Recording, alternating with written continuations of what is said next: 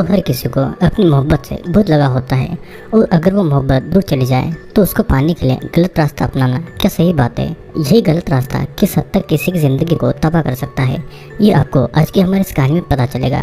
Movie की कहानी शुरू होती है जेनिया की डिज़ाइनर शॉप से, जहाँ पर सोनिया अपनी वेडिंग ड्रेस ट्राई करने के लिए आई थी और वहाँ पर सोनिया का फियांसे भी था।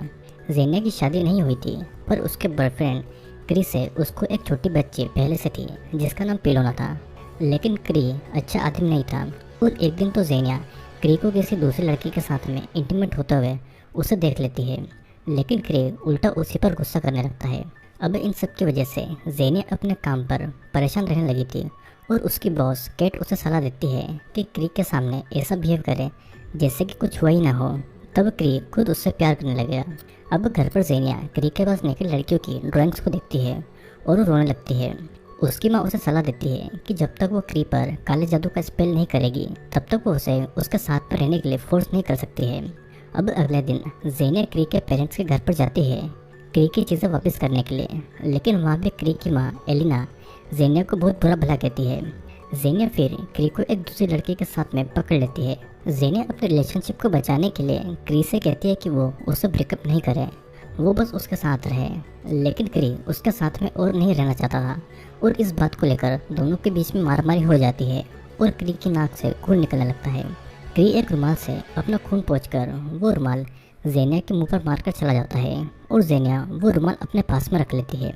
अब उसी रात को जेनिया ब्लैक मैजिक करवाने वाली एक औरत एजा के पास में जाती है। एजा उससे ऐसे कपल को ढूंढने को कहती है जिनका प्यार बहुत स्ट्रांग है और वो शादी भी करने वाले हैं और ब्लैक मैजिक उनकी शादी के दौरान करना होगा, लेकिन उसका प्यार क्री के लिए झूठा है तो काले जादू से आत्माएं उसका पीछा नहीं छोड़ेगी। अब ऐसा जेनिया के हाथ में थोड़ा सा कट मारती है और वहाँ पर एक कच्चा मीट रखती है और जब वो मीट सड़ चुका होगा तब जाकर उसे ये स्पेल करना होगा।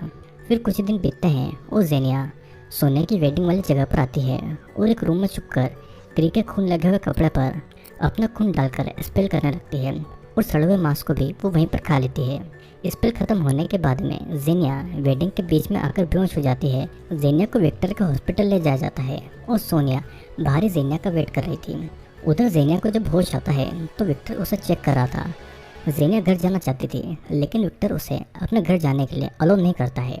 विक्टर जब बाहर आता है तो दूसरे रूम में सोनिया ओल्डिक नाम के एक लड़के को किस करती दिखती है और रात को जेनिया विंडो के पास मिट्टी को नोटिस करती है। तभी वहाँ पर क्री आकर उससे माफ़ी मांगता है और जेनिया को लगता है कि उसका स्पेल काम कर चुका है। जेनिया उसके साथ में चली जाती है और दोनों उसके स्टूडियो में इंटीमेट होते हैं। अब अगले दिन क्री जेनिया की आर्ट बनाता है और अब जेनिया उसे जो काम दे रही थी क्री वो सब बिना किसी प्रॉब्लम के कर रहा था, लेकिन क्री को ये अच्छा नहीं लग रहा था कि जेनिया की माँ उसके साथ में रहती है। अगले दिन क्री जेनिया की एक मूर्ति बना रहा था और जेनिया अपने काम पर वापस लौटना चाहती थी, लेकिन क्री उसे थोड़े टाइम के लिए भी अकेले नहीं छोड़ सकता था। क्री जेनिया की आंखों पर प्लास्टर लगाता है ताकि उसके फेस का शेप ठीक से आ पाए। उनकी बेटी पोलिना रो रही थी लेकिन फिर भी क्री उसे जाने नहीं देता है। वो खुद ही पोलिना को रूम के बाहर करके जेनिया के पास आकर उसके साथ में इंटीमेट होता है।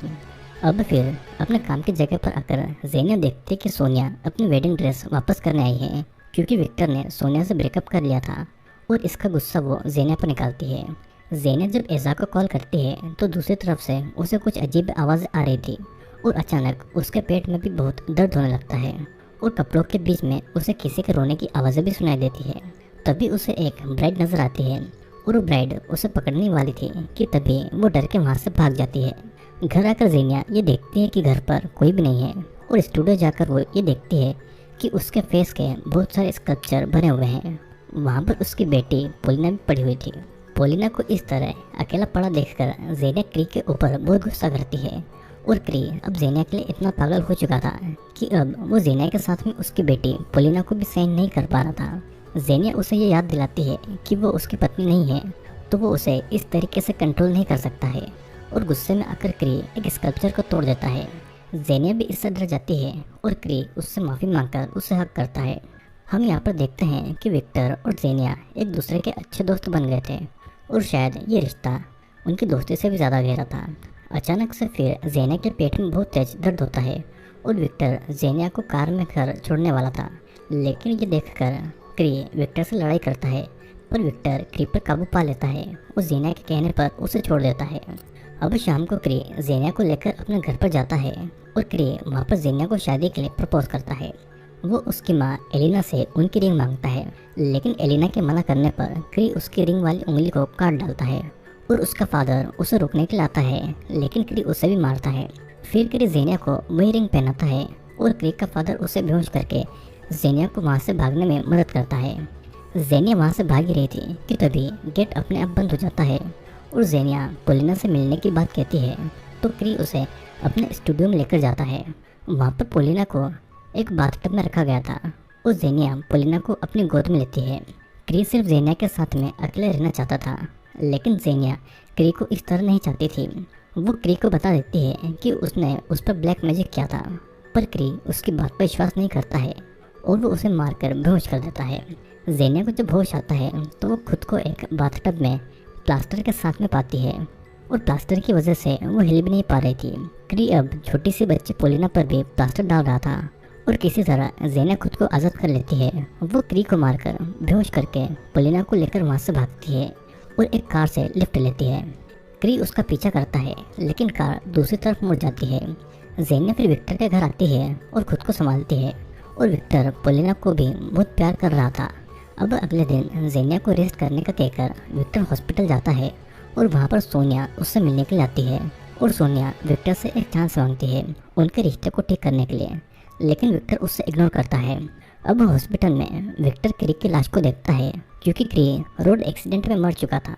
अब इधर घर में जेनिया को कुछ अजीब अजीब आवाज़ें सुनाई देती है और वो बाथरूम में देखने जाती है, लेकिन वहाँ पर कोई नहीं था।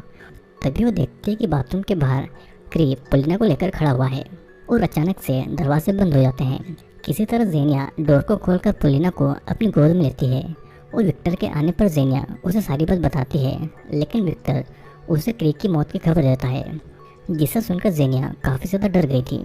हॉस्पिटल जाकर जेनिया क्री की लाश को देखती है और उसे बहुत बुरा लग रहा था क्योंकि आज उसी की वजह से क्री मारा जा चुका है। लेकिन तभी अचानक से क्री उसका हाथ पकड़ लेता है और उसको अपने साथ में लॉकर में खींच लेता है। क्री उसके पास में आ ही रहा था कि तभी जेनिया किसी तरह उस लॉकर से बाहर निकलती है। विक्टर उसे समझाता है कि ये बस उसका वहम है, लेकिन बार बार जेनिया के पेट में भी दर्द हो रहा था। सोनिया भी वहाँ पर आकर जेनिया को उसके और विक्टर के ब्रेकअप के लिए बहुत उल्टा सीधा कहती है और फाइनली जेनिया विक्टर को बता देती है कि उसने उनकी शादी में क्री के ऊपर ब्लैक मैजिक किया था, जिसकी वजह से विक्टर और सोनिया की शादी भी टूट गई थी। और अब जाकर जेनिया को समझ में आया था कि उसका लव झूठा था और इसीलिए उसका स्पेल अब उल्टा पड़ गया है। दोनों फिर अज़ा के पास में जाकर इसका सॉल्यूशन पूछते हैं, लेकिन अज़ा को भी इसके बारे में कुछ नहीं पता था।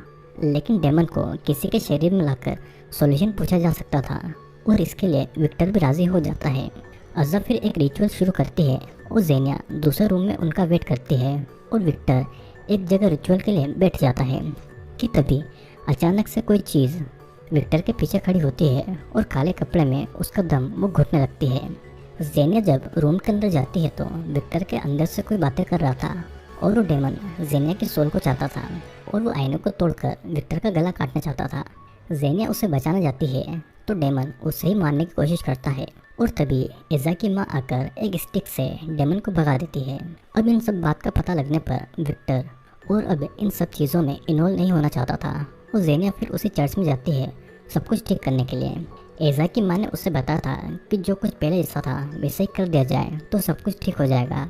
और इधर विक्टर सोनिया से अपने दिल की बात कहता है कि वो सोनिया से लव नहीं करता है और सोनिया भी उससे लव नहीं करती थी, तो उनका ये रिश्ता बिल्कुल भी सही नहीं था। वो सोनिया को जेनिया की सारी बातें बताता है, पर सोनिया उसकी कोई भी मदद नहीं करना चाहती थी। वो वहाँ से जा ही रही थी कि तभी उससे रूम में क्री दिखाई देता है और वो उस पर अटैक कर देता है, लेकिन ओल्डेक और विक्टर के आने तक क्री वहाँ से गायब हो चुका था। अब इधर जेनिया स्पेल को ख़त्म करने की तैयारी कर रही थी और उसे आसपास किसी के होने का एहसास होता है। तभी कोई उसका हाथ पकड़ लेता है और जेनिया उससे पजेस्ट हो जाती है। एजा की मदर वहाँ पर आकर किसी तरह डेमन को वहाँ से भगाती है और इधर घर पर जेनिया की मदर के आसपास भी अजीब अजीब चीज़ें होने लगी थी। इसके साथ ही साथ उन्हें पोलिना भी कहीं नहीं मिल रही थी। जेनिया के यहाँ पर स्पेल को उल्टा करने के टाइम उसे पेट में बहुत ज़्यादा दर्द हो रहा था और कोई अनजान शक्ति उसे पकड़ लेती है और उसे हवा में उठाकर उसे फेंक देती है। विक्टर जेनिया को चेक कर ही रहा था कि तभी सोनिया उन्हीं कैंडल्स को लेकर हंसने लगती है और विक्टर पर अटैक करती है। और इस बार एजा की माँ भी उस डेमन को नहीं रोक पाती है, लेकिन किसी तरह वे सब लोग मिलकर जेनिया को सोनिया के शरीर से बाहर निकालते हैं। पर सोनिया की आवाज़ जेनिया की माँ जैसी थी, जो कि जेनिया को पोलिना के गायब होने के बारे में बताती है। जेनिया घर जाकर देखती है तो घर पर कोई भी नहीं था, वहाँ पर बस एक प्लास्टिक मास्क था। विक्टर और जेनिया स्टूडियो के अंदर जाते हैं, जहाँ पर जेनिया की माँ बंधी हुई थी और उनका पैर कील से ज़मीन पर ठुका हुआ था। पोलिना की आवाज़ सुनकर जेनिया उसे ढूंढने जाती है तो उसे पोलिना उसकी माँ के साथ में छुपी हुई दिखाई देती है। अब असल में चेयर पर बैठी वो जेनिया की माँ नहीं बल्कि क्री था, जो कि विक्टर पर अटैक करता है और विक्टर भी क्री को रोक रहा था, लेकिन उससे कुछ नहीं होता है। फिर विक्टर एक पत्थर से क्री के सर पर मारता है और क्री का सर पूरी तरीके से फट जाता है। अब विक्टर को बचाने के लिए जेनिया खुद को क्री के हवाले कर देती है और क्री उसे अपने साथ में ले जाता है। इससे पहले वो खुद को एक प्लास्टर के टब में डुबा लेती है और फिर वो खुद ही एक ब्लैक ड्रेस पहनकर क्री के पास आती है। और इसी के साथ में ये मूवी यहीं पे एंड हो जाती है। दोस्तों, इस मूवी में हमने देखा कि अपने प्यार को फोर्सफुली पाने के लिए जेनिया ने क्री पर ब्लैक मैजिक तो किया, लेकिन उसका प्यार सच्चा नहीं था, तो वो ब्लैक मैजिक का स्पेल उस पर ही उल्टा पड़ गया। वो स्पेल इतना ज़्यादा पावरफुल था कि मरने के बाद भी क्री ने उसका पीछा नहीं छोड़ा। तो इसीलिए लास्ट में जेनिया ने प्लास्टर में खुद का स्कल्पचर बना लिया और उस स्कल्पचर को क्री के हवाले कर दिया। हम देखते हैं कि क्री भी दूसरी दुनिया में जेनिया के स्कल्पचर के साथ शादी करके खुश रह रहा था। और इसी के साथ में ये मूवी यहीं एंड होती है। दोस्तों, कैसा लगा आपको वीडियो नीचे कमेंट करके ज़रूर बताइएगा। वीडियो अगर आपको पसंद आते हैं तो लाइक और कमेंट करके ज़रूर बताना। और आप पहली बार चैनल पर आए हैं तो चैनल को सब्सक्राइब करके बेल नोटिफिकेशन ज़रूर ऑन कर लेना। और मैं आपसे मिलूँगा अब अगले वीडियो में।